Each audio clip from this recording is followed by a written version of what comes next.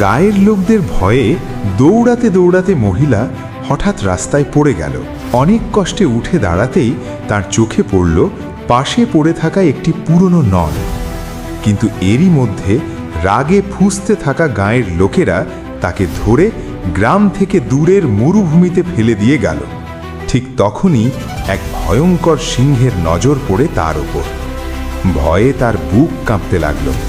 সিংহটি এগিয়ে আসতেই সে প্রাণপণে দৌড়াতে শুরু করল। দৌড়াতে দৌড়াতে সামনে একটি বড় লোহার খাঁচা দেখতে পেল। শেষ সাহস জড়ো করে সে কৌশলে সিংহটিকে খাঁচার ভেতরে ঢুকিয়ে দরজাটা শক্ত করে বন্ধ করে দিল। সিংহ গর্জন করতে লাগল আর সে হাঁপাতে হাঁপাতে চারদিকে তাকালো।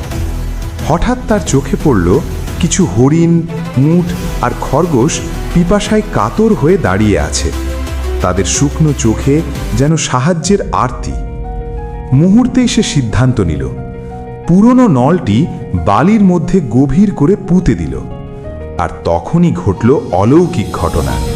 নল থেকে হঠাৎ করে পানি ফেটে বেরিয়ে এলো। ঝরঝর করে পানি পড়তে লাগলো আর পশুরা দৌড়ে এসে তৃষ্ণা মেটাতে লাগলো। ধীরে ধীরে শুকনো মরুভূমি সবুজ ঘাসে ভরে উঠল।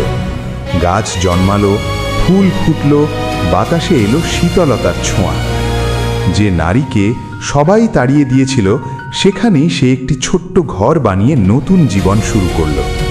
এক সময়ের নির্জন মরুভূমি হয়ে উঠল তার স্বপ্নের সবুজ আশ্রয়।